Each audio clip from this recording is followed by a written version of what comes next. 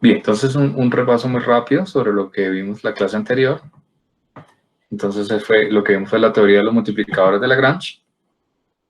Entonces vimos que efectivamente era otro enfoque que tratábamos de hacer. Entonces la primera parte que hemos visto lo podemos llamar como el enfoque directo,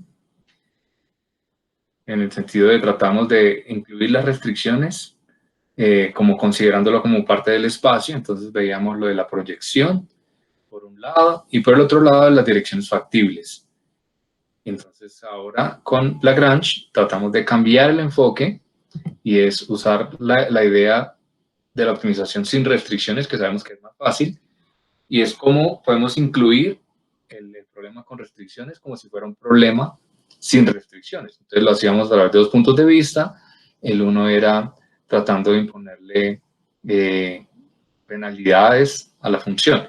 Pero básicamente a lo que llegamos es a las condiciones de los multiplicadores de Lagrange, que básicamente lo resumíamos, teníamos de primero y de segundo orden, que lo veríamos como, bueno, metámoslo entonces dentro de una función que llamamos la función de Lagrange. Básicamente es agarrar las restricciones, el conjunto de funciones de restricción y el espacio de restricción, y es, pongámoslo ahora dentro de la función objetivo. O sea, agreguémoselo a la función objetivo y tratemos de resolver ese problema como si fuera un problema sin restricciones.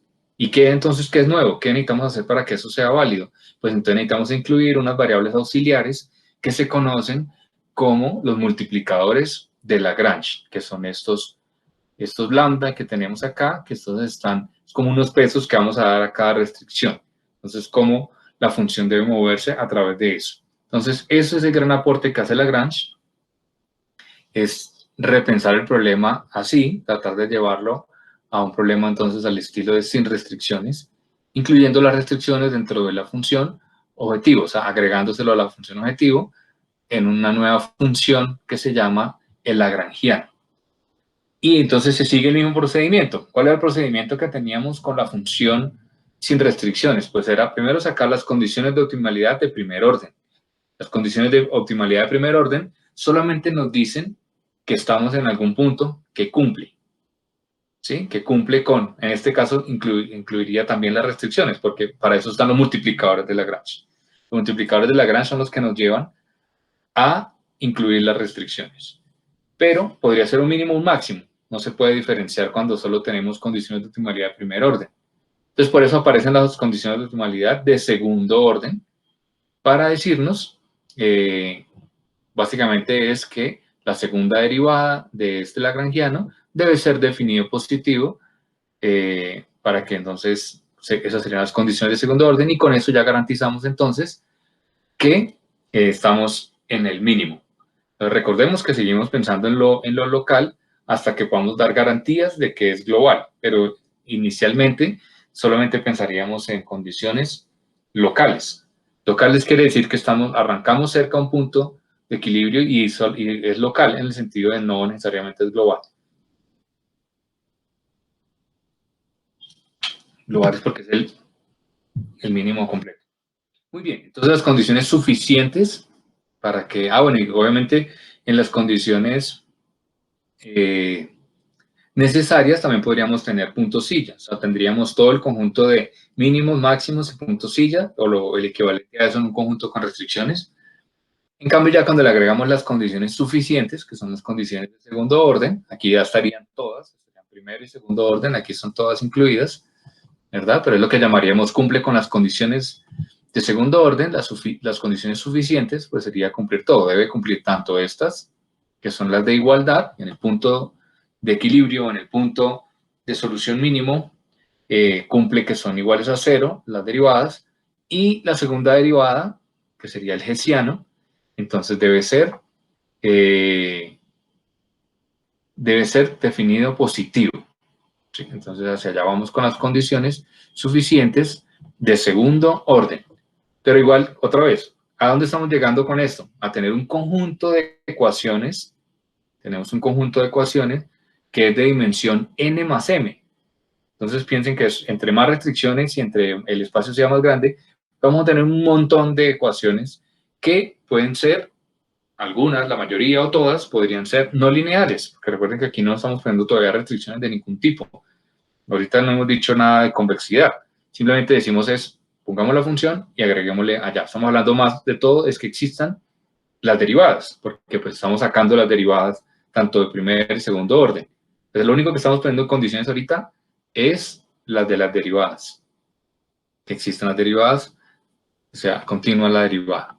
Muy bien, entonces piensen en eso, que lo único que estamos condicionando son condiciones, pero no estamos resolviéndolo. Simplemente estamos poniendo condiciones para que si tenemos la solución podamos verificarla. O sea, es lo que se debe cumplir para que la solución sea válida, ¿verdad?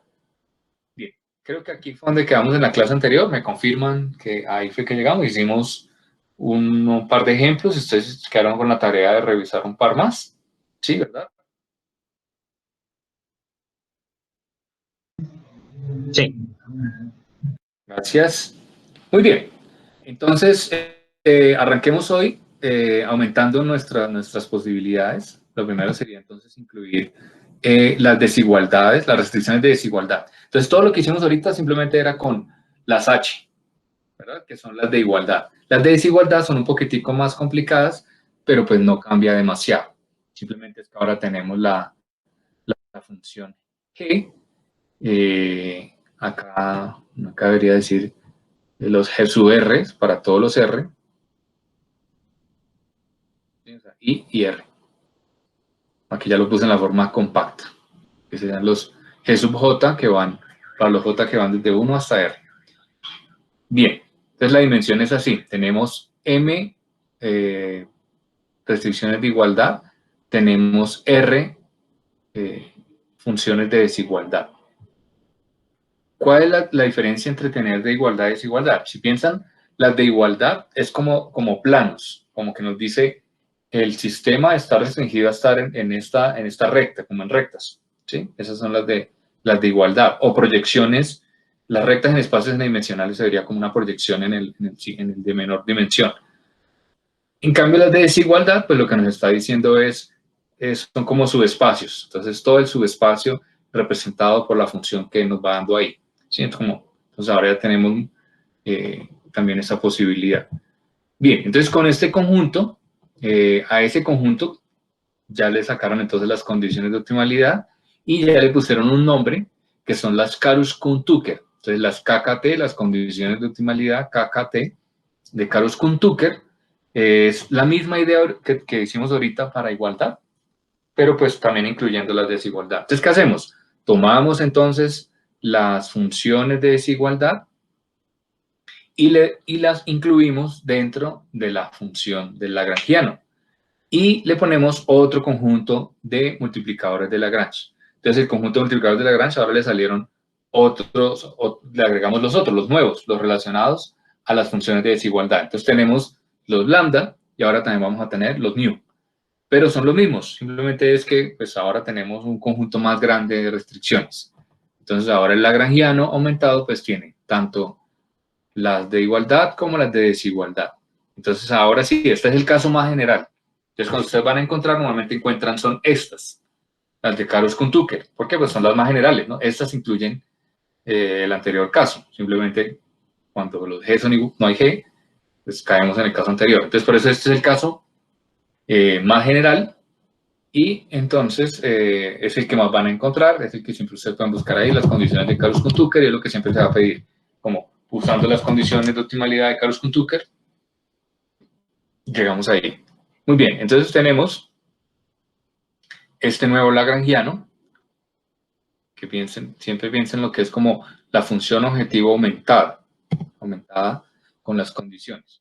Entonces también efectivamente hay una proposición que es la importante, que es las condiciones necesarias, así como teníamos ahorita las suficientes, ahora tenemos las necesarias y suficientes. Entonces, nada, para que el X sea un mínimo local en el problema con restricciones de igualdad y desigualdad, entonces debemos encontrar cuáles son los multiplicadores de Lagrange. Entonces, ahora vamos a tener los mu y los lambda, tal que igualito.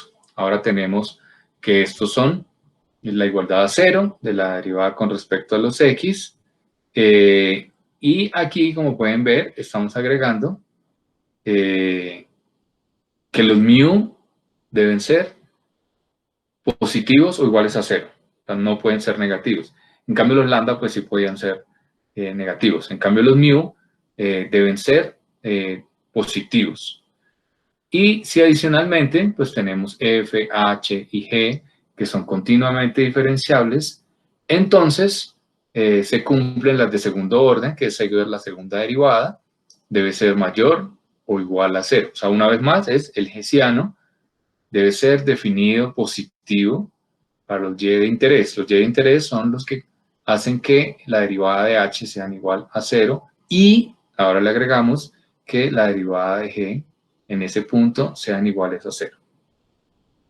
Bien, entonces tenemos condiciones de optimalidad tan necesarias, suficientes.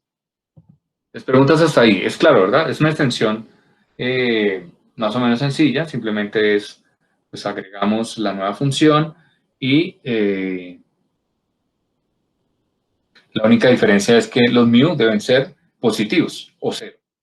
Esa es como la única diferencia. En el otro lado había un poquito más de libertad porque solo estábamos con los lambda. ¿Listo? ¿Preguntas? ¿Sencillo? Profe, porque aquí no se evalúa la derivada parcial con respecto a lambda por la condición de mu.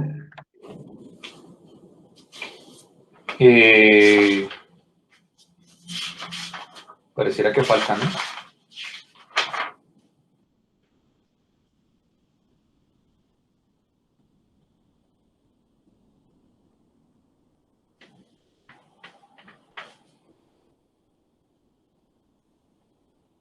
Un segundo, estoy verificando.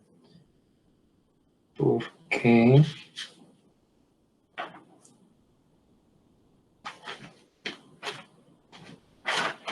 Porque no tengo. O sea, si es suficiente con que la derivada multiplicada por ellos del h y del g es suficiente.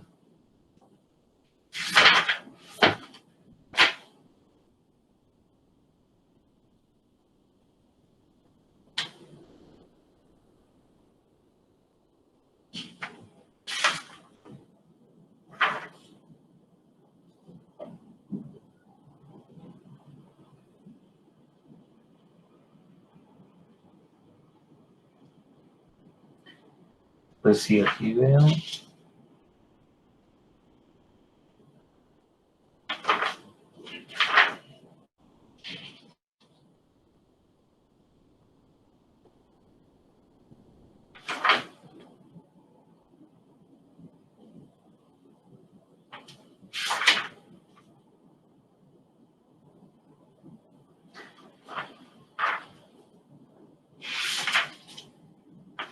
Sí, pues igual ahorita vamos a ver una forma en la que convertimos el de desigualdad.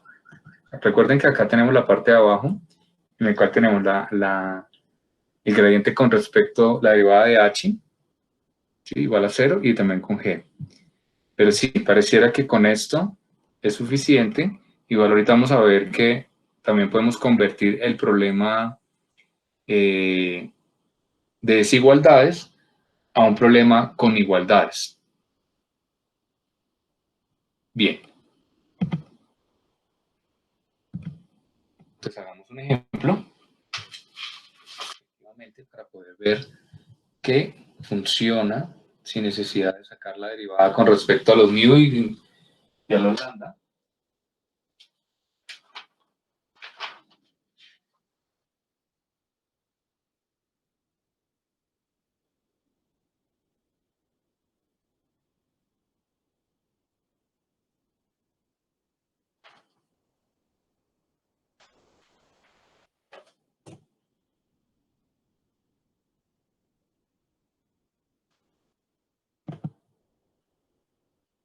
Es efectivamente la de factibilidad y la de complementar slackness.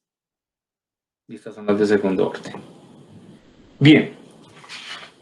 Esto es sencillo. Y ya sabemos que si no hay condiciones de desigualdad, o sea, si no tenemos los G, entonces tenemos que tener son los multiplicadores de Lagrange, o sea, el problema anterior.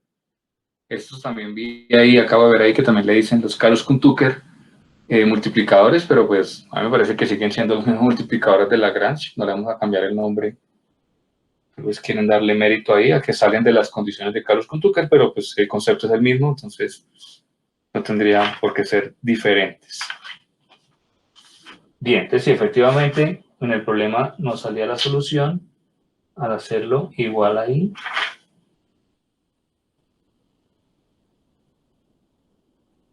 Ya la encontré. Es que sí, aquí lo presentaban como un conjunto, entonces no lo tenían en la proposición original, apareció después.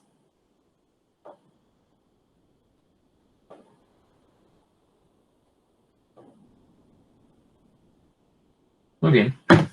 Sí, lo tenía, estaba por fuera de la proposición, la incluían diciendo que el espacio de solución, entonces debería incluirla. Bueno, ya la incluimos en la proposición para que quede mejor.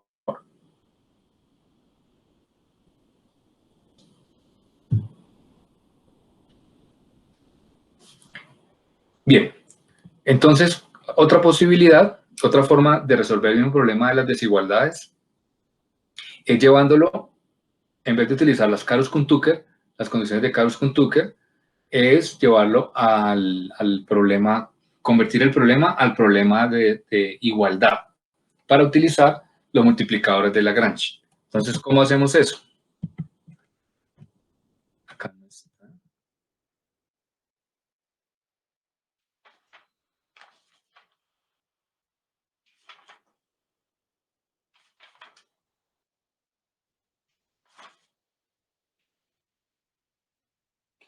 Sí, está pero más adelante. Entonces, más adelante vamos a ver que utilizando unas variables que se llaman variables de Slack, podemos convertir el problema y entonces nos queda un problema de igualdad, solo reemplazamos la de desigualdad por condiciones de igualdad y entonces ahí podemos utilizar la misma idea de los multiplicadores de Lagrange. Bien, entonces ahora pasemos a cómo solucionamos esto, porque es muy fácil cuando lo que acabamos de hacer, que es tener una ecuación y tener dos ecuaciones máximo, sacar una derivada, dos derivadas y igualar y nos da. Pero cuando tenemos un conjunto de n dimensiones, se vuelve más complicado. Entonces, por eso es necesario recurrir a los algoritmos. Es decir, algoritmos que nos ayuden a solucionar ese conjunto de ecuaciones, que son ecuaciones no lineales.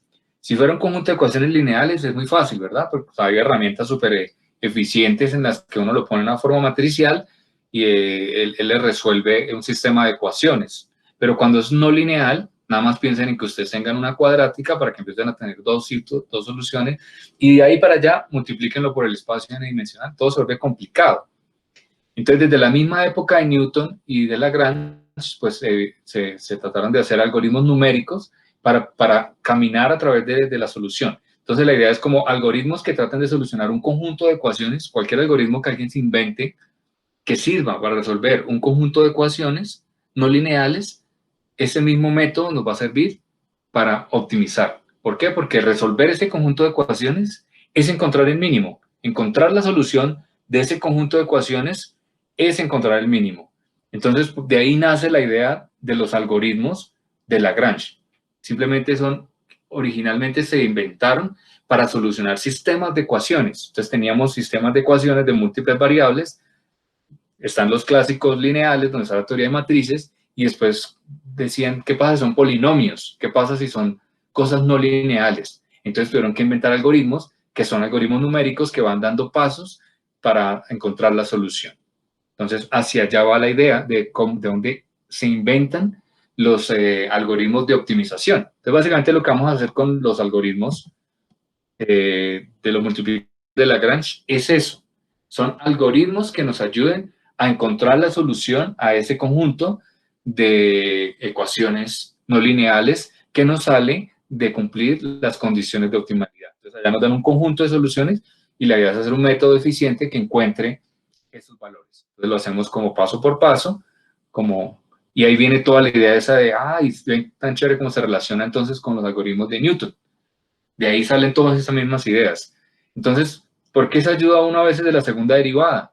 Para que cuando estemos andando en la búsqueda de esa solución, nos direccione hacia los que cumplan que la segunda condición de optimalidad.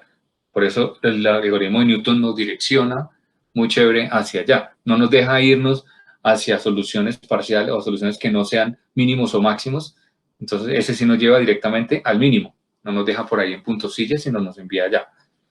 Pero bien, igual tiene el mismo problema de siempre, que es que son soluciones locales.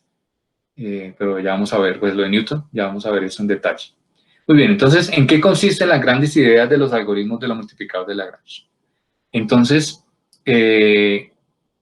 normalmente tenemos dos enfoques. Entonces, por un lado están unos que se conocen como de los métodos de penalidad o de funciones barrera, que es establecer las funciones para que cuando se acerca a las restricciones, pues no se vaya hacia allá, sino que se aleje de eso.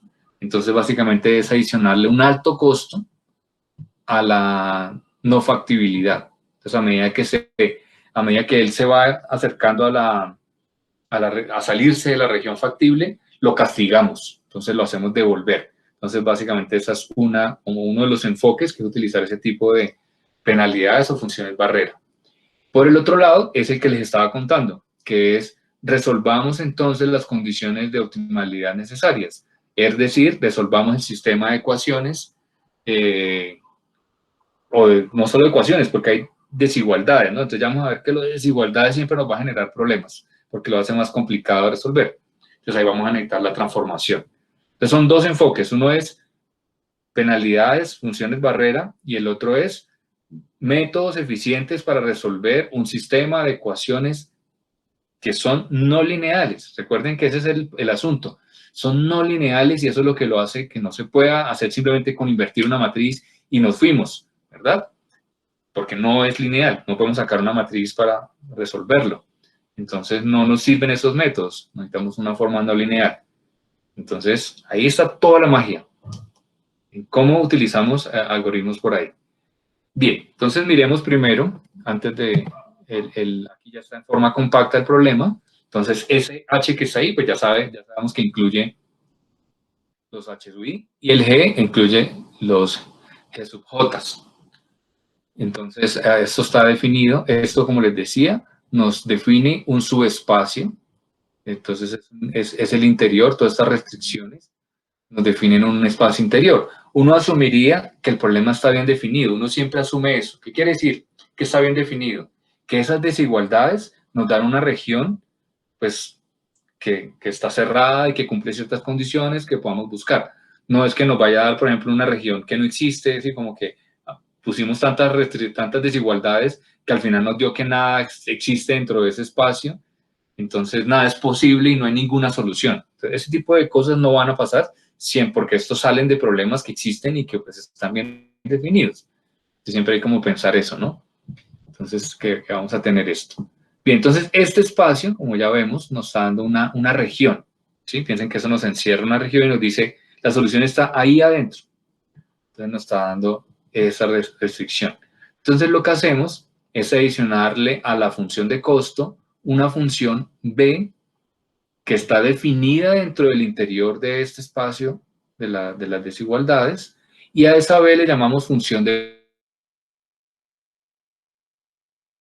Es una función estadística de que se va a infinito a medida que se acerca a medida que acerca a cero desde los valores negativos. ¿Sí? Entonces piensen que, ¿qué es lo que está haciendo? Pues nada, tengo aquí la figura, esto es lo que hace una función barrera. Entonces este es el S que está definido, digamos esto puede ser el G, nos dice que es de aquí para acá, y otra G nos dice que es de aquí para acá. Entonces todo este espacio que está aquí adentro es el espacio S. Entonces, sí, esta es la frontera de S. Lo punteado, todo esto es S. Sí, acá tenemos S. Entonces, este es todo el espacio. Bueno, en un espacio de una dimensión, esto sería S, ¿cierto? Porque sería como mayor a un número, menor a un número, entonces nos daría S. Y esto sería la función, X, y aquí sería f de X. Entonces, esta sería la F, sería la función barrera.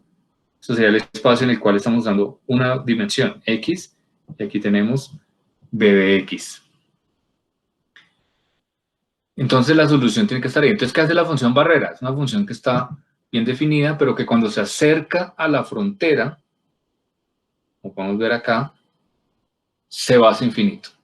Entonces se hace que el costo se hace infinito. Entonces, pues nada, entonces como que el algoritmo no va a ir hacia allá. O sea, la solución obviamente no va a tender a irse hacia allá porque el costo se hace infinito. Entonces, si estamos buscando el mínimo y hacia allá se hace máximo, evidentemente cuando el algoritmo mira hacia allá y ve que el siguiente paso le va a dar infinito, pues obviamente se da cuenta que hacia allá no es, se va en la otra dirección. Entonces, aquí hay un par de ejemplos de este tipo de funciones barrera. Aquí hay una que es utilizar el logaritmo natural de menos g de x, ¿cierto? Sabemos por las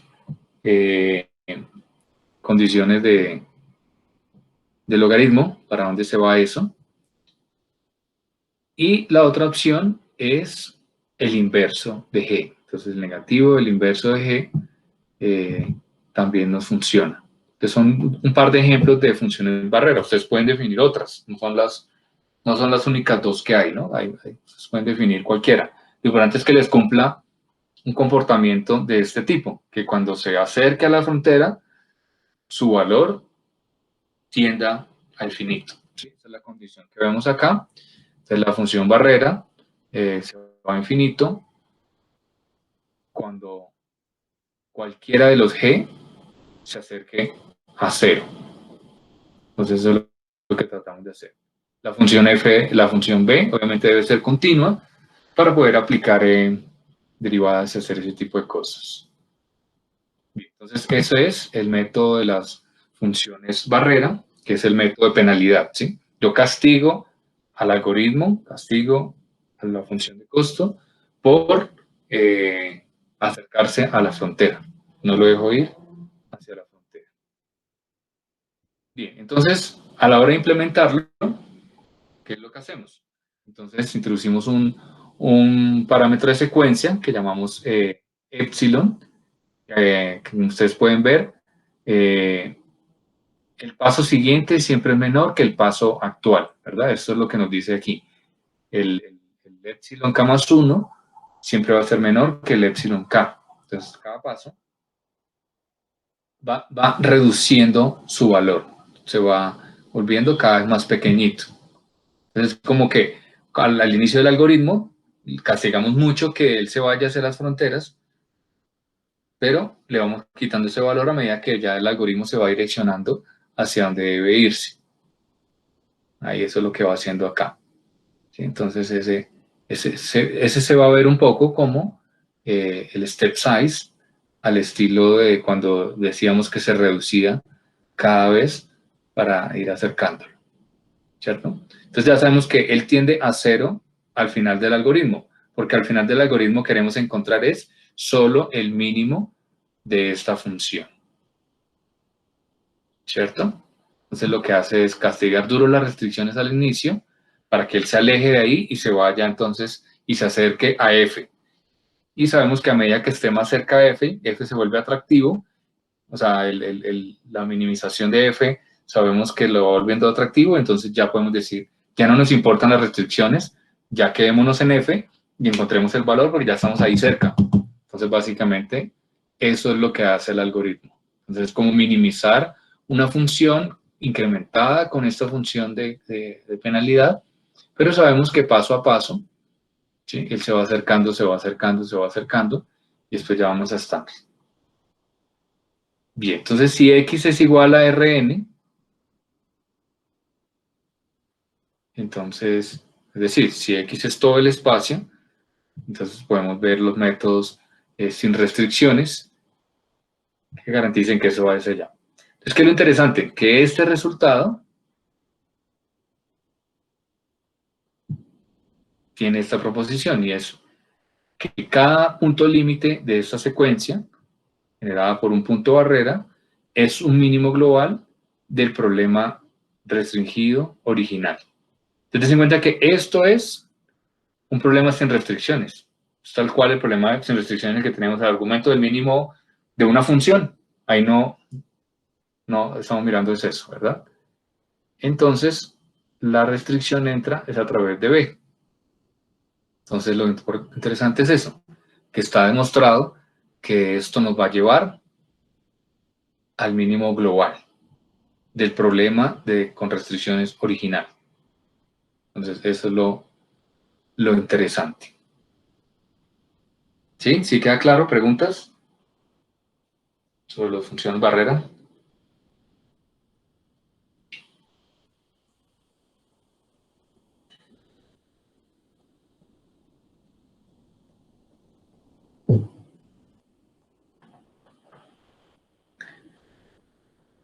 ¿No? ¿Todo clarísimo? Sí. Muy bien. Entonces, otra forma es que es la forma como más común. Los métodos barrera pues sí se utilizan, pero si ustedes van a encontrar los trabajos actuales, se enfocan más en aumentar el lagrangiano. Entonces, ¿qué es aumentar el lagrangiano? Entonces, en vez de poner una función barrera definida con esas restricciones, volvamos a mirar el problema de igualdad, ¿cierto? Volvamos a tener aquí el problema de igualdad. Aquí tenemos arranquemos presentando la teoría con el de igualdad y ahorita le vamos a agregar el de las desigualdades también. Entonces, este método lo que hace es definir una función que se llama el lagrangiano aumentado, que es este L que tenemos acá. Esto es como lo estamos haciendo ahorita, pero le agregamos este otro término. Le agregamos este peso, que es sacarle el cuadrado a esos H, y este C es un parámetro de penalidad, que es positivo, que lo que hace es, si ustedes se dan cuenta, tiene un aire a lo de la función de barrera, ¿verdad? Lo que pasa es que en el sentido de que aumenta el costo. Entonces, si ustedes se dan cuenta, esto es una cosa positiva.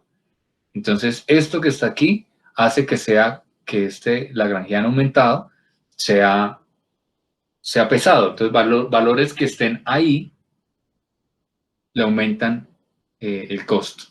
Entonces, ese C se conoce como el parámetro de penalidad positivo. Entonces, hace eso. Entonces, dos formas, hacemos lo mismo, vamos a tratar de minimizar el lagrangiano con algún método al estilo no restringido. Entonces, hay como dos formas de resolver ese problema y uno es tratando de encontrar de alguna manera, conocer dónde están los lambda óptimos, entonces arrancando cerca de ahí y irnos para allá. Lo cual es, como siempre, es como, bueno, ¿qué sentido tiene? Si yo ya sé más o menos dónde están, ¿para qué me voy a poner a hacer eso? Ese tiene su problema por ahí. Y lo otro es tomando un C grande.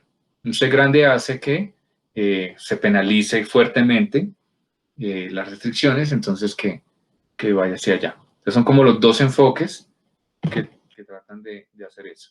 Entonces, ¿qué hace uno al final? Pues trata de resolver el lagrangiano aumentado con la restricción de X que esté ahí. Y los lambda, entonces es una secuencia. Este se conoce como el método de función de penalidad cuadrático. Entonces, ¿qué tratamos de hacer? Minimizar ese lagrangiano que tenemos allá. Dense cuenta que aquí es con respecto a X. Solo estamos mirando las restricciones con respecto a X y dejamos la secuencia de los lambda K.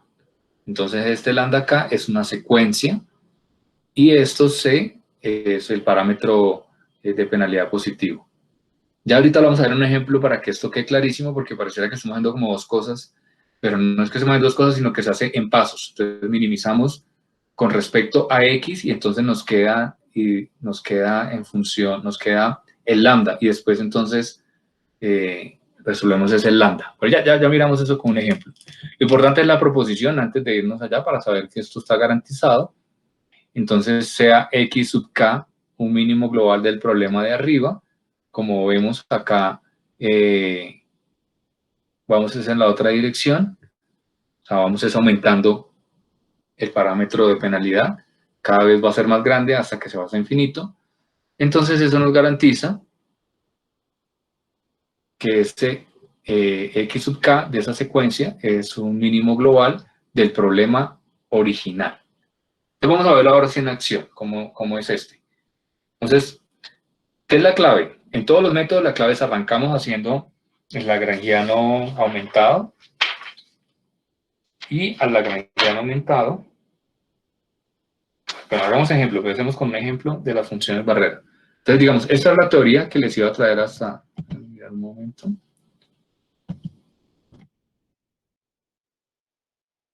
Más bien la otra clase vemos eso. Entonces, esta hasta aquí la teoría. Entonces, ahora hagamos ejemplos para entender esto. Entonces, primero miremos un ejemplo de el método de la función barrera. ¿Listos? Para que nos quede clara la función barrera y ahorita hacemos un ejemplo del otro. Es un poquito más elaborado, entonces si no alcanzamos, arrancamos la próxima clase con eso.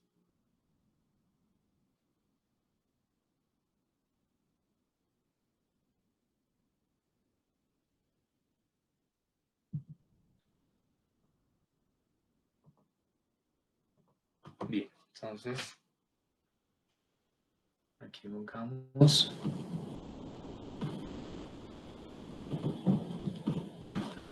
la barrera. Entonces tenemos que vamos a minimizar la función.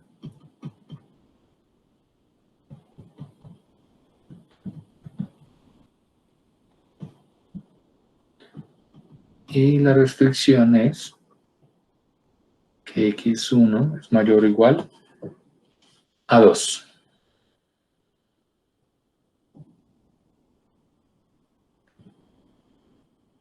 Entonces, antes de plantear la función barrera, nosotros como el problema es tan pequeñito, podemos encontrar la solución, ¿no? Podemos encontrar la solución óptima para comparar que efectivamente el método barrera que vamos a utilizar se acerca a esa solución. Entonces, ¿cuál sería la solución óptima de este problema? ¿Cómo podemos hacerlo? Con lo que ya sabemos de teoría, porque cómo podemos resolver las ecuaciones. ¿Qué podemos hacer? Con las condiciones de Karush-Tucker. Perfecto. Entonces, las Karush-Tucker de una vez nos llevan a la solución. Entonces, es la derivada. Sacamos el lagrangiano.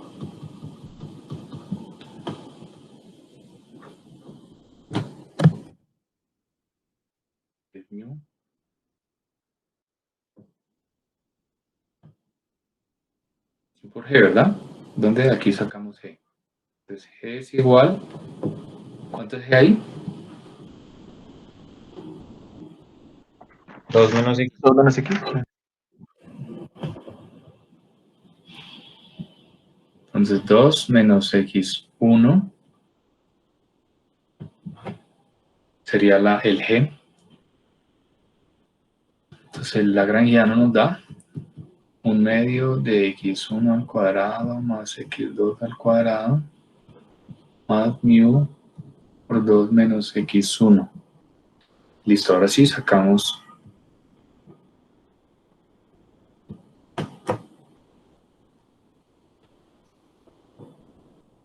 entonces esto nos da X1 menos mu y este nos da 2 nos da X2 y ya, ¿cierto?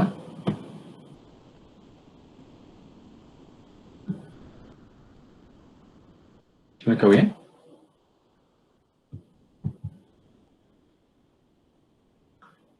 Cero, cero. Entonces de aquí vemos que X1 es igual a mu, X2 es igual a 0.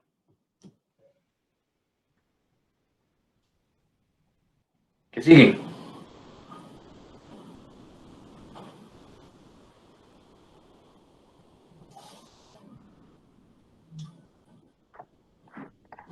Luego sería esa de que mu por G era igual a 0.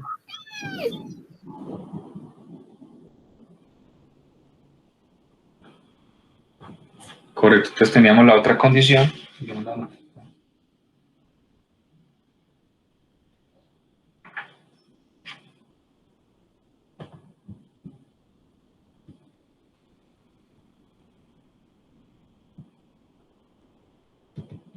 Entonces tenemos la condición que nos dice que mu por g en el valor óptimo debe ser igual a 0, ¿cierto?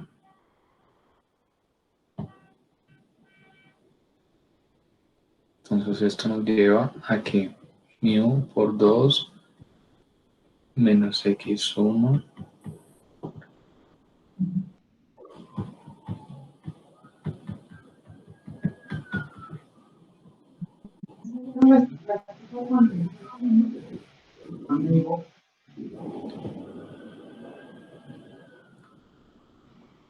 ¿no es lo mismo que hicimos ahorita?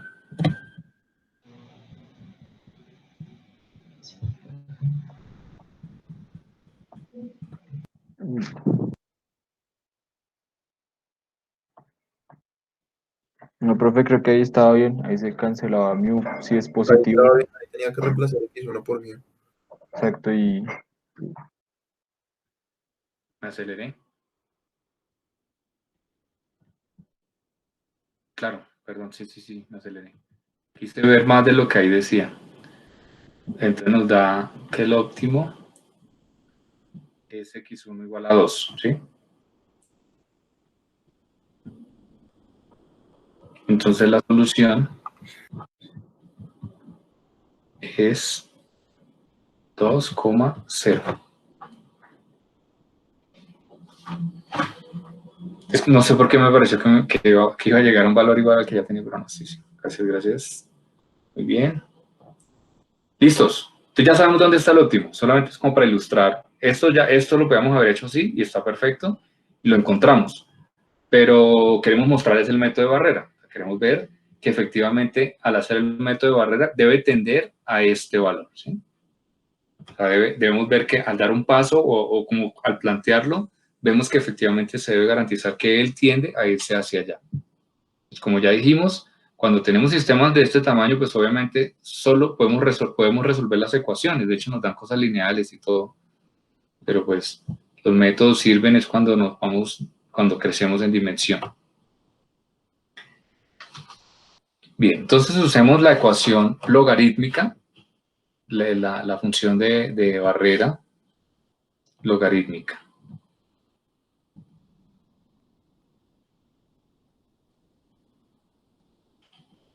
Entonces en la logarítmica sería bx igual a menos el logaritmo natural de x1 menos 2, ¿cierto?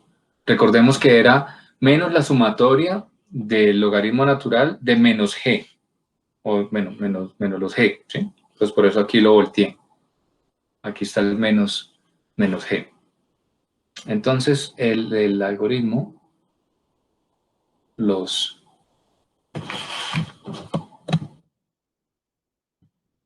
xk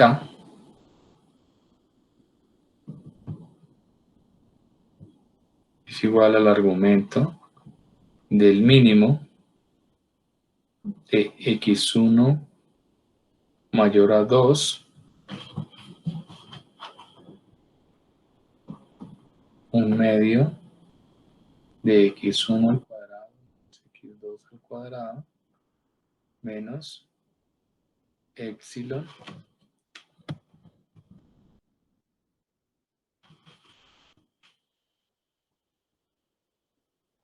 el algoritmo natural de x1 menos 2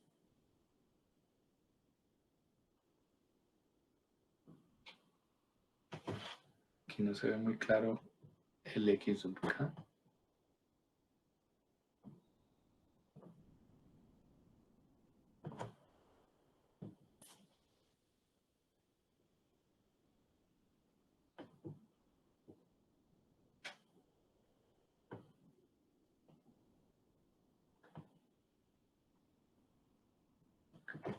Bien, entonces, ¿cuál sería el como lo hacemos sin restricciones. Sin restricciones es sacar la derivada de la función, ¿cierto? Pensamos que esta es la función, le sacamos la derivada. Vamos a ponerle así, como a decir, a esta función. La igualamos a 0 y despejamos el x sub k. Entonces hagamos eso, la derivada de esa función. Así lo tratamos como si fuera un problema sin restricciones.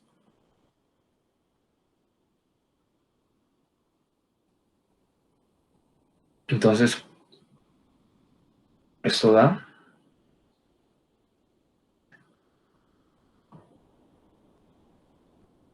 x1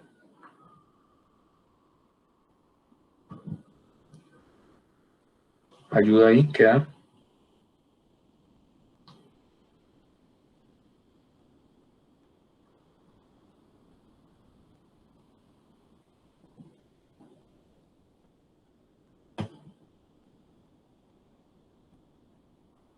¿cuánto da la derivada de esto? 1 sobre x1 menos 2. x1 menos 2.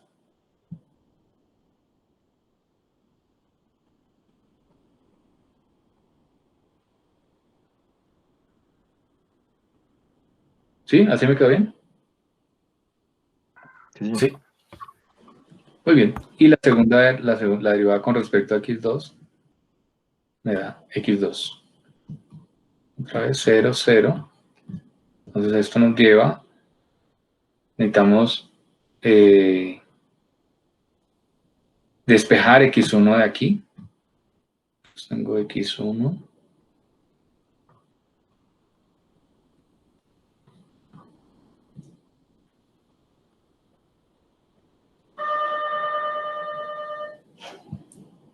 ¿Cierto? Ayúdenme ahí.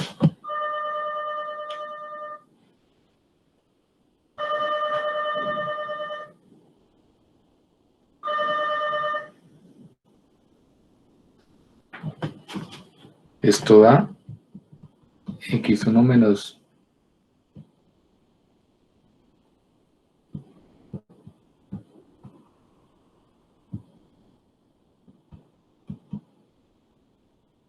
¿sí? Esto va a quedar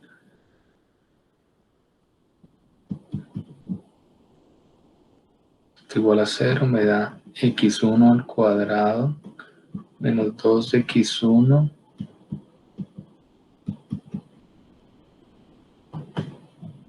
¿sí voy bien?